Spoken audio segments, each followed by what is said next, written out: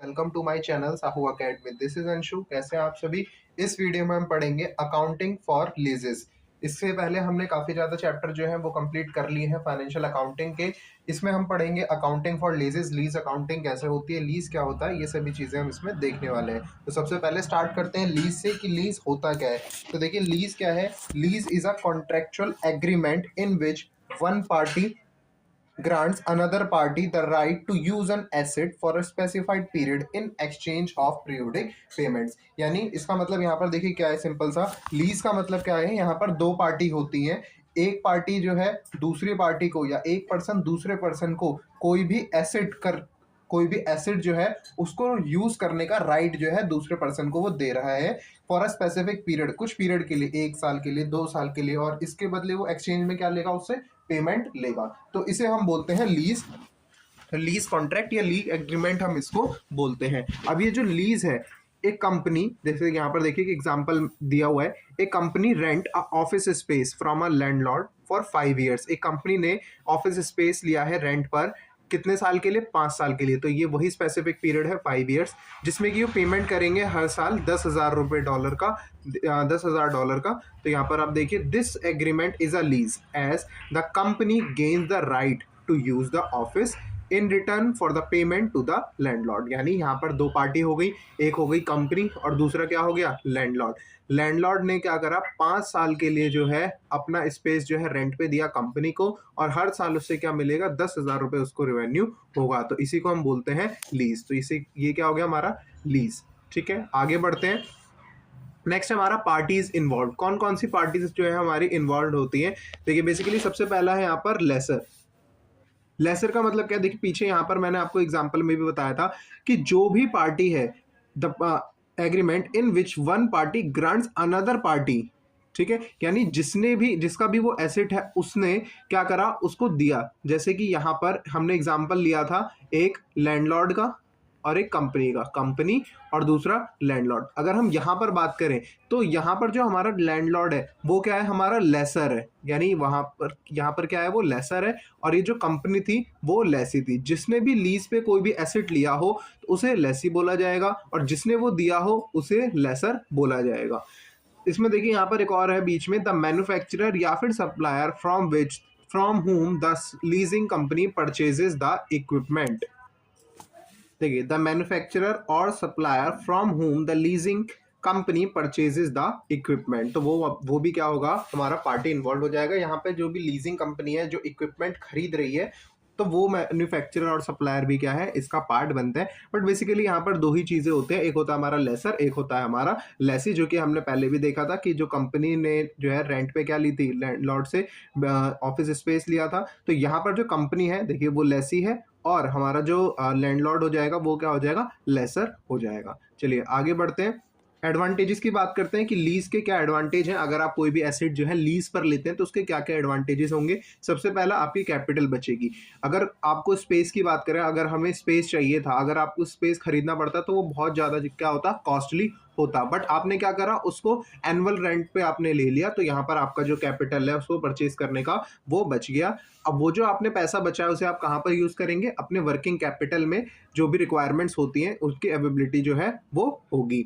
Help in rapid growth of the business enterprise. जहां पर आपने पैसा सेव करा और आप उसे किस में लगा रहे हैं, बिजनेस में ही लगा रहे हैं, तो इससे क्या होगा, आपकी रैपिड ग्रोथ जो है वो होगी। फ्लेक्सिबल है, कन्वीनियंट है, इसका कोई भी इम्पैक्ट बोरोइंग कैपेसिटी पे नहीं आता। बोरोइंग कैपेसिटी पे नहीं आता, सिंपल है कि हमने क्या लिया, एक तरीके से उससे कोई लोन नहीं लिया। हमारे बीच क्या हुआ है, बस एक एग्रीमेंट हुआ है जिसमें हम उनके एसेट जो है वो यूज करेंगे, उन्होंने हमें राइट दिया है और इसके बदले हम उसको पेमेंट देंगे। तो बोरोइंग कैपेसिटी पे भी कोई इम्पैक्ट ये नहीं डालता है। इसके बाद है प्लानिंग कैश फ्लो। तो इससे हम इजीली जो है अपने कैश फ्लो को क्या कर सकते हैं, प्लान कर सकते हैं। बिकॉज हमने जो है एक सिंपल सी बात है कि कोई भी एसेट जो है उसको हमने परचेज नहीं करा, हमने उसको रेंट पे लिया हुआ है, तो हम अपने प्लान कर रहे हैं अपने इजीली कैश फ्लो को भी। चलिए ये था हमारा एडवांटेजेस। आगे बढ़ते हैं। एडवांटेजेस के बाद इसके कुछ डिसएडवांटेजेस भी हो सकते हैं, जैसे कि unsuitable for project finance. Project finance के लिए ये अनसूटेबल है। कैसे, बिकॉज देखिए जब भी हम कोई मशीनरी है या कोई भी हमारा एसेट है, हमने क्या करा, उसे लीज पर लिया, तो वहाँ पर कहीं ना कहीं क्या होता है कि हमारे पास ये बर्डन रहता है कि ये हमारा नहीं है, और जो भी हम इस प्रोजेक्ट जिस भी प्रोजेक्ट के लिए हम इसको यूज कर रहे हैं उसके लिए सुटेबल नहीं हो सकता है। नेक्स्ट है benefit from the increase in value, no benefit from increase in value. अगर वैल्यू बढ़ी हमारे एसेट की जो हमने यूज लीज पर लिया है उसका भी हमें क्या होगा, कोई बेनिफिट नहीं होगा, बिकॉज वो हमारा है ही नहीं, हमने वो किसी और से लिया हुआ है, हमने वो लेसर से लिया हुआ है, तो उसका भी हमें कोई बेनिफिट नहीं मिलेगा अगर उसकी वैल्यू बढ़ती है तो। Heavy penalty on pre mature termination, यानी जब आप प्री मेच्योर टर्मिनेशन का मतलब है आपने 10 साल के लिए लीज पे लिया था बट आप उसको 5 साल में ही, 6 साल में ही या 8 साल में ही क्या कर रहे हैं, लीज क्लोज कर रहे हैं, तो उसमें आपको हैवी पेनल्टी जो है वो पे करनी होती है। तो ये कुछ जिसके डिसएडवांटेजेस थे। आगे बढ़ते हैं। नेक्स्ट है हमारा टाइप ऑफ लीजिंग। दो तरीके की लीजिंग होती है, लीज होती है। सबसे पहला है हमारा ऑपरेटिंग लीज, दूसरा है हमारा फाइनेंस लीज। क्या होता है इसका हम डिफरेंस सबसे पहले देख लेते हैं। देखिए यहाँ पर डिफरेंस जो है ये मैंने बताया हुआ है। सबसे ऊपर यहाँ पर देखिए, सबसे ऊपर जो है ऑपरेटिंग लीज के बारे में बताया गया, देन उसके बाद यहाँ पर है फाइनेंस लीज।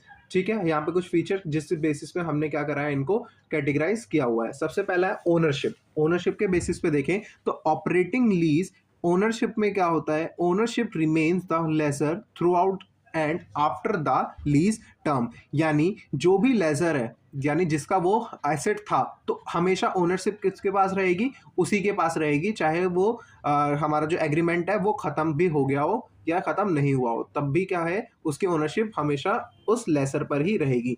वहीं अगर हम फाइनेंशियल लीज की बात करें, जिसको हम कैपिटल लीज भी बोलते हैं, तो यहाँ पर जो ओनरशिप है वो ओनरशिप जो है किस पे ट्रांसफर, सॉरी, जितना भी ओनरशिप है, रिस्क है एंड रिवॉर्ड है, उस ओनरशिप का वो किस पर ट्रांसफर हो जाएगा, लीज इवेंचुअली, यानी लेसी पर, सॉरी लीज नहीं, लेसी पर जो है वो ट्रांसफर हो जाएगा। सिंपल ओनरशिप ऑपरेटिंग लीज में लेसर के पास है और फाइनेंस लीज में लेसी के पास है। लीज टर्म की बात करें तो ऑपरेटिंग लीज जो है वहां पर जो टर्म्स होते हैं वो काफी छोटे होते हैं, शॉर्ट पीरियड के लिए होते हैं, less than the asset useful life. जितनी भी एसेट की यूजफुल लाइफ है उससे कम के ही वो टर्म्स होंगे। और वहीं पर अगर हम बात करें फाइनेंस की, तो वहां पर क्या होगा, काफी लॉन्ग टर्म के लिए होगा। तो इसमें क्या होगा, covering a significant portion of the assets useful life. बहुत बड़ा पोर्शन जो है उसका वो कवर करता है, बहुत लॉन्ग टर्म के लिए जो है हमारा फाइनेंस लीज होता है। रिस्क एंड रिवॉर्ड जो है कौन, अभी हमने पढ़ा भी था, कौन मेंटेन करेगा या किसको उसका बेनिफिट मिलेगा, वो करेगा हमारा लेसर। किस केसेस में, ऑपरेटिंग में, और फाइनेंस में किस पे ट्रांसफर हो जाएगा, लेसी पर। लीज पेमेंट की बात करें तो treated as operating expenses, operating expense की तरह हम इसको ट्रीट करेंगे। कहां पर, ऑपरेटिंग हमारा लीज में। वहीं allocated between interest expense and liability reduction, because यहाँ पर देखिए फाइनेंस या कैपिटल लीज की अगर हम बात करें तो कैपिटल लीज जो है हमारा, वो हमारे बुक्स ऑफ अकाउंट को हिट करेगा, बैलेंस शीट को हिट करेगा, बिकॉज ओनरशिप वो हमें ट्रांसफर कर रहा है, उसका जितना भी रिस्क है वो सब हम बेयर करेंगे, उसका जितना भी रिवॉर्ड है वो सब हम बेनिफिट लेंगे। तो वहीं अगर मैं बात करूं ऑपरेटिंग लीज की, तो उसको ऑपरेटिंग एक्सपेंसेस में शो किया जाएगा, इसमें कोई भी एसेट और लाइबिलिटी पे इफेक्ट नहीं जाता। बट यहाँ पर ऑपरेटिंग सॉरी फाइनेंस या कैपिटल लीज में इसका इम्पैक्ट जो है हमारा एसेट्स और बैलेंस शीट साइड पे जाएगा। तो हमें जितनी भी लाइबिलिटी है, जितना भी हमारा हमने लीज पर लिया, वो उससे लाइबिलिटी भी बुक करेंगे, और उस लाइबिलिटी को बुक करते हुए जो भी पेमेंट होगी फर्दर, उसमें भी हम क्या करेंगे, इंटरेस्ट को और जो हमारा प्रिंसिपल अमाउंट है उसको अलग अलग करके चलेंगे। ये बात करते हैं अकाउंटिंग इम्पैक्ट की। तो ऑपरेटिंग लीज में क्या होगा, जितना भी हमारा right of use of asset है या लीज लाइबिलिटी है वो हम रिकॉग्नाइज करते हैं मोस्ट लीजेस में, बट जो भी शॉर्ट टर्म के लिए होता है या जो लो वैल्यू एसेट्स के लिए यूज होता है उसमें हम उसको रिकॉग्नाइज नहीं करते। बट वहीं फाइनेंस लीज में जो है right of use of asset और लीज लाइबिलिटी हर केसेस में रिकॉग्नाइज किया जाता है, चाहे वो लो वैल्यू का हो चाहे वो शॉर्ट टर्म के लिए हो। डेप्रिसिएशन जो है इसमें रिकॉर्ड हम नहीं करते ऑपरेटिंग वाले में, और इसमें जो है लेसी जो है डेप्रिसिएशन लगाता है लीज एसेट पर, फाइनेंस वाले में। मेंटेनेंस एंड इंश्योरेंस ये लेसर हैंडल करता है और यहाँ पर वो लेसी की रिस्पॉन्सिबिलिटी है। Option to buy, no option to purchase the asset at the end of lease term. Operating lease में आप उसको खरीद नहीं सकते, कि अगर आपने कोई बिल्डिंग रेंट अपने लीज पर ली थी, अगर आप उसको 10 साल बाद उसको खरीदना चाहें, लीज टर्म जब ओवर हो गया है, तो आप नहीं खरीद सकते। बट यहाँ पर जो है देखिए, often include a purchase option और transfer ownership to the lessee, तो यहाँ पर ये ऑप्शन होता है। एग्जाम्पल देखिए, leasing office equipment for 2 years without ownership transfer, और वहीं leasing machinery for 5 years with a purchase option at the end of the term. तो ये था हमारा operating lease and finance lease, जिसको हम कैपिटल लीज भी बोलते हैं। आगे बढ़ते हैं। आगे देखिए यहाँ पर क्वेश्चन दिया हुआ है, क्वेश्चन को जल्दी से समझ लेते हैं हम। फाइनेंस लीज का सबसे पहले क्वेश्चन है, यहाँ पर एग्जांपल दिया हुआ है, a company enters into a finance lease for machinery. ठीक है, मशीनरी जो है फाइनेंस लीज पे उन्होंने ली, लीज टर्म 5 साल का है, एनुअल पेमेंट उसको 20,000 रुपये करनी है eight the end of each year, 5 साल तक। इंटरेस्ट रेट 6% का है। तो यहाँ से सबसे पहले क्या निकाली, प्रेजेंट वैल्यू निकाली है। देखिए फाइनेंस टर्म में जो है हम इस फॉर कंसेप्ट को लेके चलते हैं, प्रेजेंट वैल्यू हम निकालते हैं अपनी जितनी भी लीज पेमेंट हमने करी है। देखिए हमें टोटल पेमेंट कितना करना है, 20,000 का हर साल, कब तक, 5 साल तक, यानी 1,00,000 रुपए हो गए। बट अगर हम इसको प्रेजेंट वैल्यू में कैलकुलेट करें तो किस तरीके से कैलकुलेट करेंगे, देखिए ये भी मैंने आगे दिखाया हुआ है, आगे बढ़ते हैं। देखिए इस तरीके से कैलकुलेट किया गया है, 20,000 रुपये हमें पे करने हैं एवरी 5 ईयर्स में, और डिस्काउंट रेट कितना है हमारा, 6% दिया हुआ है। तो इस तरीके से आप कैलकुलेट कर सकते हैं, या क्वेश्चन में आपको इसकी वैल्यू जो है पहले से भी गिवन रहती है, बट अगर गिवन नहीं है तो ये फॉर्मूला आप यूज़ कर सकते हैं। जितनी भी हमारी पेमेंट है उसको मल्टीप्लाई कर देंगे प्रेजेंट वैल्यू फैक्टर से। प्रेजेंट वैल्यू फैक्टर कैसे निकलेगा, ये इसका फॉर्मूला है, 1 - 1 + r की power -n divide by r। ठीक है गाइस, यहाँ पर r क्या है हमारा, डिस्काउंटेड रेट, यानी 0.06 कि हमारा डिस्काउंटेड रेट हो जाएगा।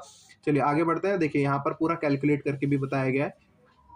ठीक है, देख सकते हैं आप, हमारा जो प्रेजेंट वैल्यू फैक्टर निकला वो निकला 4.211, और टोटल जो है हमारी प्रेजेंट वैल्यू अगर हम कैलकुलेट करें 1 साल की, तो 20,000 इंटू दिस करेंगे तो ये हमारा ये आ गया 84,220। तो ये हमारा जो है एनुअल पेमेंट जो है वो होगी। आगे बढ़ते हैं। इसके बाद देखिए किस तरीके से रिकॉर्ड होगा, 5 साल के हम बात कर रहे हैं। फाइनेंस लीज में मैंने आपको बताया था, फाइनेंस लीज में क्या है, हमारा जो भी लीज होता है, लीज एग्रीमेंट होता है, वो किसको हिट करेगा, बैलेंस शीट को भी हिट करेगा, और हमारे लाइबिलिटी साइड में एसेट को भी हिट करेगा और बैलेंस शीट को भी हिट करेगा। इसी तरीके से P&L को भी ये हिट करता है, तो P&L को हिट करेगा और बैलेंस शीट को ये हिट करेगा। किस तरीके से, बिकॉज इसकी ओनरशिप का राइट हमारे पास है, और हमारे पास ये भी राइट है कि जब ये लीज जो है खत्म हो जाएगा, लीज टर्म खत्म हो जाएगा, तब हम इसको ऑप्ट कर सकते हैं, परचेज के लिए इस पे जा सकते हैं। तो अगर हमने लीज पर कोई भी, फाइनेंस लीज पे कोई भी एसेट परचेज किया हमने लिया है, तो सबसे पहले हम इसको रिकॉर्ड किस तरीके से करते हैं, सबसे पहले आएगा हमारा right of use of asset debit to lease liability. हमने जितने का हमारे पास एसेट आया उतने की हमने लाइबिलिटी क्रिएट कर दी, यानी हमने लाइबिलिटी क्रिएट कर दी 84,247। ये हमारा कहाँ से आया, आप यहाँ से देख सकते हैं, ये वाला।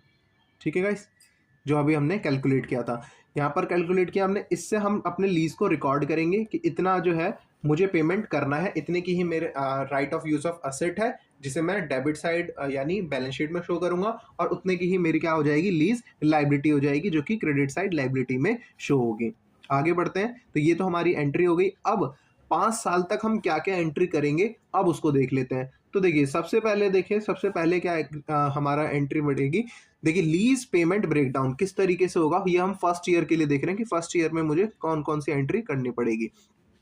तो सबसे पहले देखिए, टोटल हमने देख लिया कि 84,247 इतना आपको पेमेंट करना है, जिसमें 6% क्या है, इसमें आपका इंटरेस्ट है। ठीक है गाइस, तो देखिए 20,000 रुपये आपका प्रिंसिपल पेमेंट था कि हर साल आपको 20,000 रुपये पे करने हैं। तो यहाँ से हम एक बार ब्रेक डाउन कर रहे हैं कि 20,000 में क्या क्या चीज़ें इंक्लूडेड हैं। तो 20,000 में सबसे पहले आपको इंटरेस्ट माइनस कर देना है। इंटरेस्ट कैसे कैलकुलेट होगा, जो भी हमारी टोटल लीज लाइबिलिटी थी उसका 6% कैलकुलेट करेंगे। यहाँ पर देखिए आ गया हमारा 5055, 1 साल के लिए ये इतना, ये जो है हमारा इंटरेस्ट है, यानी बचा हुआ क्या होगा, हमारा प्रिंसिपल अमाउंट होगा। तो यहाँ पर देखिए अब इसकी एंट्री क्या बनेगी, सबसे पहले एंट्री हमारी ये बनेगी, इंटरेस्ट अकाउंट डेबिट, कितने का इंटरेस्ट था जो भी हमने कैलकुलेट किया 5055। ठीक है, इसके बाद लीज लाइबिलिटी डेबिट, ठीक है, जो कि हमारा ये प्रिंसिपल अमाउंट था, टोटल अमाउंट वही है हमारा 20,000 ही जा रहा है। ठीक है, बट हमने अलग अलग इसलिए शो कर रहे हैं बिकॉज हमारी जो लीज लाइबिलिटी है वो भी लास्ट में क्या होगी, जीरो होनी चाहिए, कि जब हमारा लीज टर्म कंप्लीट हो जाएगा तो वो भी जीरो हो जाएगी। तो पहले साल हमने 14,945 डेबिट किया, जो कि हमारा प्रिंसिपल पेमेंट था, और उतना ही इंटरेस्ट था। तो ये जो इंटरेस्ट है वो कहाँ हिट करेगा, हमारा P&L में, और ये जो लीज लाइबिलिटी है वो कहाँ हिट करेगी, हमारी बैलेंस शीट में। पैसा कितना गया हमारे पास से, 20,000। तो ये हमारी पहले साल की एक ये एंट्री बन गई। इसके बाद हमें क्या करना होता है, इसमें डेप्रिसिएशन भी लगाना होता है। जैसे कि मैंने अभी आपको बताया था, फाइनेंस लीज में हम डेप्रिसिएशन कौन लगाता है, लेसी ही लगाता है, जिसके पास वो अभी असेट है। तो डेप्रिसिएशन कैसे लगेगा, टोटल अमाउंट को हम क्या करेंगे, लीज टर्म से डिवाइड कर देंगे। तो टोटल जितने का हमने एसेट रिकॉर्ड किया था डिवाइड बाय लीज टर्म, तो डेप्रिसिएशन आपका ये आ गया। ठीक है गाइस, तो अब यहाँ पर देखिए इसकी एंट्री डल जाएगी, depreciation account debit to accumulated depreciation. तो इस तरीके से आपको एंट्री करनी है, ये सिर्फ पहले साल की एंट्री है। इसी तरीके से आप सभी ईयर्स की जो है एंट्री करेंगे, कब तक, 5 साल तक, जब तक उस लीज की वैल्यू क्या हो जाती है, हमारी 0 नहीं हो जाती है। तो सबसे पहले हमने लीज रिकॉर्ड करा, लीज रिकॉर्ड करने के बाद देखिए right of asset debit to lease liability, और वहीं हमने फिर उसके बाद हर साल क्या करा, अपने उस लीज लाइबिलिटी को कम करते हुए, कैसे कम करते हुए, क्योंकि हम उसकी पेमेंट कर रहे हैं, जिसमें से इंटरेस्ट और लीज लाइबिलिटी, इसकी पेमेंट करते हुए हम जो है आगे बढ़ेंगे और डेप्रिसिएशन की भी एंट्री हम करेंगे, depreciation account debit to accumulated depreciation. ठीक है, चलिए आगे बढ़ते हैं हम।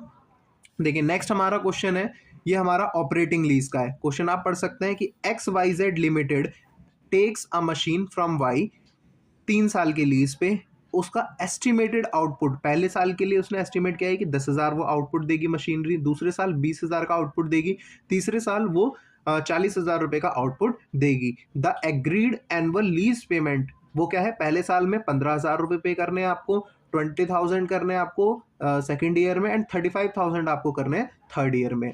अब हमें एंट्री बतानी है कि एक्स की बुक्स में हम इसे किस तरीके से रिकॉर्ड करेंगे। एक्स कौन है यहाँ पर, लेसी है, क्योंकि एक्स ने क्या करी है, मशीन ली है, किससे, वाई से।